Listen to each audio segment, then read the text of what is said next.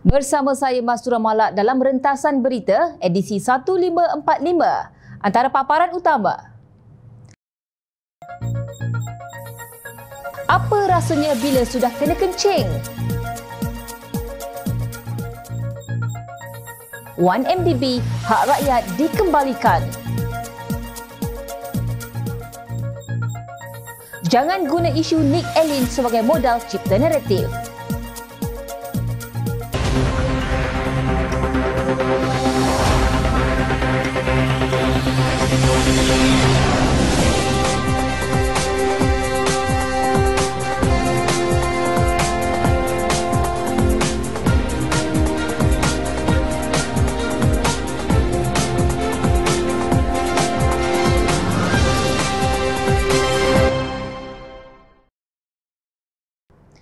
Assalamualaikum dan salam sejahtera. Perikatan Nasional PN mengesahkan tidak ada ahli parlimen parti gabungan itu yang bakal menyatakan sokongan terhadap Perdana Menteri Datuk Seri Anwar Ibrahim lagi selepas ini. Setiausaha Agungnya Datuk Seri Hamzah Zainuddin berkata, dakwaan yang mengatakan bahawa akan ada 10 ahli parlimen PN akan menyokong Perdana Menteri itu tidak benar. Itu dakwaan orang yang hilang akal. Dah hilang akal, dia dah join sana, dia terpaksalah buat cerita lain. Katanya pada sidang akhbar di Ibu Pejabat PN semalam. Beliau berkata demikian ketika mengulas mengenai dakwaan ahli parlimen Bukit Gantang Datuk Syed Abu Hussein Hafiz Syed Abdul Fassal mengesahkan 10 lagi ahli parlimen Parti Pribumi Bersatu Malaysia Bersatu akan mengumumkan sokongan terhadap Perdana Menteri. Syed Abu Hussein berkata sokongan berkenaan akan diumumkan oleh ahli parlimen terlibat pada 28 Februari ini ketika sidang Dewan Rakyat. Tindakan akan tetap diambil terhadap mereka dan perkara itu di dalam proses oleh pihak peguam kami, katanya. Hamzah turut mempersoalkan dakwaan pihak luar yang menamakan pemimpin lain sebagai calon Perdana Menteri bagi Perikatan Nasional PN selain daripada pengerusinya Tan Sri Mahyadin Mat Yassin. Beliau menjawab soalan mengenai dakwaan sesetengah pihak bahawa PN mempunyai calon lain sebagai Perdana Menteri seperti Menteri Besar Terengganu Datuk Seri Dr. Ahmad Samsuri Mokhtar dan juga termasuk dirinya. Hamzah turut menafikan wujudnya situasi tidak gembira dalam kalangan ahli parti dalam gabungan itu berhubung isu calon Perdana Menteri pembangkang. Beliau menegaskan tidak adil untuk mengatakan Mahyadin tidak layak sebagai calon kerana ahli parlimen Paguh itu meletak jawatan sebagai Perdana Menteri setelah ahli parlimen BN menarik sokongan. Adakah adil nak kata beliau letak jawatan? Tidak, beliau masih ada peluang. Mahyadin adalah Presiden Bersatu. Apa masalahnya jika nak promosi beliau sebagai Perdana Menteri? Saya rasa tidak ada salah untuk meletak beliau sebagai calon Perdana Menteri. Kenapa tiba-tiba kita nak kata ada calon lain sedangkan beliau pengerusi PN? Kata Hamzah pada sidang media selepas mesyuarat bersama ketua-ketua jawatankuasa portfolio Dewan Rakyat PN di Kuala Lumpur hari ini. Tambah ahli parlimen larut itu, PN akan mengumumkan calon Perdana Menteri mereka sekiranya gabungan itu berjaya menawan Putrajaya. Dalam pada itu, Hamzah turut menafikan perjumpaan antara pihaknya bersama Perdana Menteri Anwar Ibrahim untuk berunding mengenai jawatan dalam kerajaan. Malah beliau bertegas mengatakan tidak pernah bertemu Anwar setelah Presiden PKR itu memegang jawatan Perdana Menteri pada November lalu. Beliau turut menafikan dakwaan bahawa ada pemimpin bersatu lain yang berjumpa Anwar bagi tujuan sama. Itu fitnah. Saya tak pernah berjumpa Anwar sejak dia menjadi Perdana Menteri. Kalau terjumpa di parlimen itu adalah. Dalam mesyuarat Majlis Pimpinan Tertinggi MPT, pemimpin yang dikatakan terlibat bersumpah tak ada berjumpa Anwar. Katanya lagi. Dalam perkembangan lain, Hamzah mengesahkan Parti Bersatu telah melantik peguam bagi tindakan saman terhadap 6 ahli parlimennya yang mengisytiharkan sokongan kepada kerajaan. Sekejap, kenapa tiba-tiba Hamzah menafikan tentang wujudnya calon lain sebagai Perdana Menteri selain Mahyadin? Jelas, nampak tak para pengundi Kemaman bagaimana anda digunakan untuk meraih undi anda sebelum ini ketika pilihan raya kecil PRN Kemaman yang kononnya Menteri Besar Terengganu akan dijadikan Perdana Menteri menggantikan Tan Sri Mahyadin. Di mana suara penafian Hamzah ketika itu?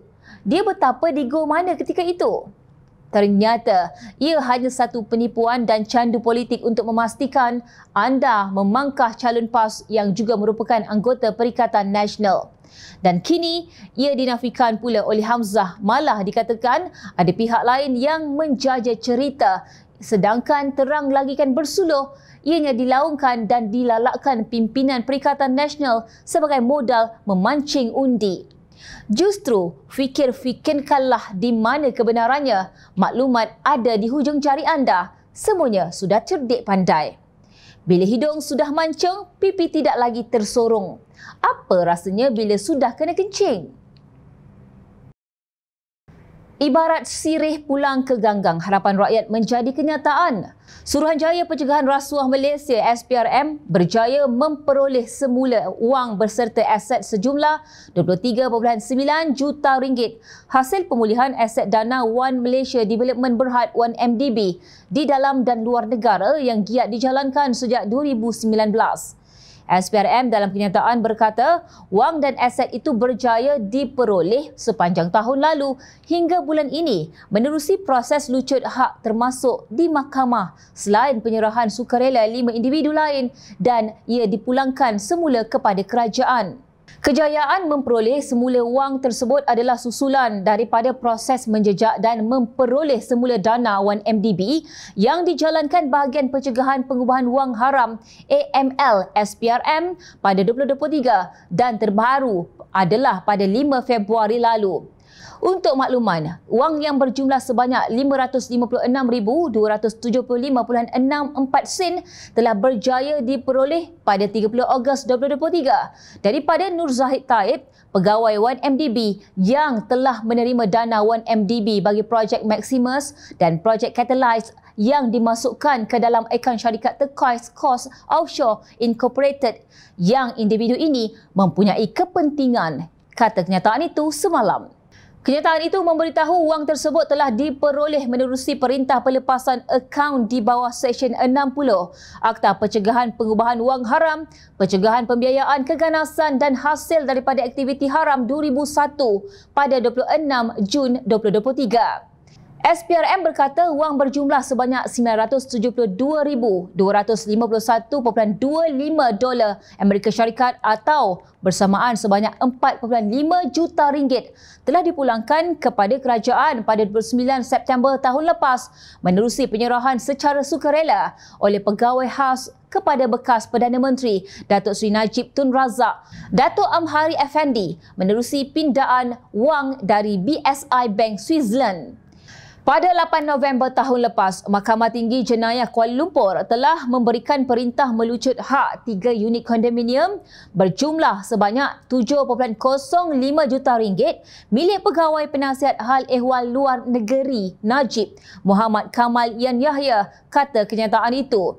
SPRM berkata individu berkenaan yang mempunyai kepentingan telah menerima dana 1MDB menerusi projek Magnolia, Maximus dan Catalyze ke dalam akaun syarikat Spring Elite International Limited di BSI Bank Singapura.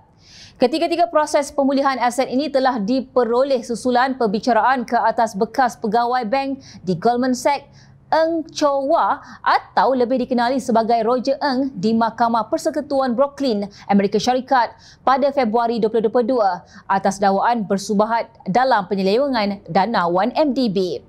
Susulan proses pemulihan aset yang giat dijalankan ini juga pada 5 Februari 2024, Mahkamah Tinggi Kuala Lumpur telah memerintahkan harta-harta milik sekutu kepada Jolo atau nama sebenarnya Lo Tek Jo iaitu Jerome Lee Tak Lung dan isterinya Koi Yi Ying di Malaysia dan di Singapura yang keseluruhannya berjumlah sebanyak 11.7 juta ringgit dilucut hak kepada SPRM.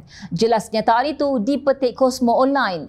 SPRM memaklumkan permohonan lucut hak itu dibuat di bawah Seksyen 56 dan Seksyen 64 AMLA TFPUAA 2001. Suruhanjaya itu memberitahu secara keseluruhannya dari 2019 dan sehingga kini sebanyak 29.03 bilion ringgit. Aset 1MDB berjaya dipulangkan menerusi kerjasama SPRM bersama pasukan petugas khas pemulihan aset 1MDB PPA-1M selain kerjasama daripada agensi luar negara. Syabas diucapkan kepada SPRM yang telah berjaya mengembalikan hak negara dan dana rakyat demi sebuah keadilan dan kebenaran. Seorang peguam bersama anaknya dari Kelantan pagi tadi berjaya dalam permohonan mereka mendapatkan pembatalan daripada Mahkamah Tertinggi Negara terhadap 16 peruntukan enakmen kesalahan jenayah negeri terbabit. Panel 9 Hakim Mahkamah Persekutuan yang dipengerusikan Ketua Hakim Negara Yang Amat Arif Tun Tengku Maimun Tuan Mat dalam keputusan majoriti 8-1 membenarkan petisyen Nik Elin Abdul Rashid dan anaknya Tengku Yasmin Natasha Tengku Abdul Rahman. Keluarga itu mencabar perlembagaan 18 peruntukan dalam enakmen Kanun Jenayah Syariah Kurungan 1 Kelantan 2019. Bagaimanapun, Mahkamah Tertinggi hanya membenarkan 16 daripada 18 itu tidak sah. Antara peruntukan yang dianggap tidak sah ialah mengenai pemusnahan tempat ibadah Seksyen 11, liwat Seksyen 14, persetubuhan dengan haiwan Seksyen 17 dan gangguan seksual Seksyen 31. Kesalahan jenayah syariah lain yang menjadi pertikaian dalam permohonan itu ialah memiliki dokumen palsu dan memberikan maklumat palsu iaitu Seksyen 34, mabuk Seksyen 36 dan penyalahgunaan label halal Seksyen 42. Di sebalik menerima 16 permohonan pasangan anak beranak itu, Mahkamah bagaimanapun menolak cubaan mereka membatalkan 2 lagi peruntukan dalam enakmen sama. Ia membabitkan penyerahan anak kepada orang bukan Islam atau Muslim yang rosak akhlaknya Seksyen 13 dan perkataan yang boleh memecahkan keamanan Seksyen 30. Menurut Tengku Maimun, Badan Perundangan Kelantan bertindak melebihi kuasa yang ada dengan menggubal enakmen yang bercanggah dengan jadual ke-9 Perlembagaan Persekutuan. Kuasa Parlimen dan Dewan Undangan Negeri dihadkan oleh Perlembagaan Persekutuan dan mereka tidak boleh membuat sebarang undang-undang yang mereka suka, kata Tengku Maimun yang membacakan keputusan bagi pihak majoriti di Petik Malaysia kini. Keputusan sudah dibuat dengan penuh saksama dan menjunjung kedaulatan undang-undang dengan keluruhan perlembagaan negara.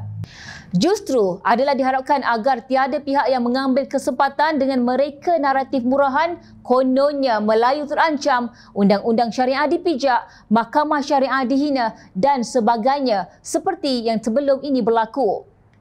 Perlu diingat, apa yang dicabar oleh Nik Elin dan Tengku Yasmin itu bukanlah mengenai kedudukan Islam dan sistem kehakiman syariah di Malaysia. Sebaliknya, yang dipertikaikan ialah keabsahan perlembagaan terhadap 18 peruntukan enakmen Kelantan yang didakwa pempetisyen sebagai melanggar had kuasa negeri terbabit.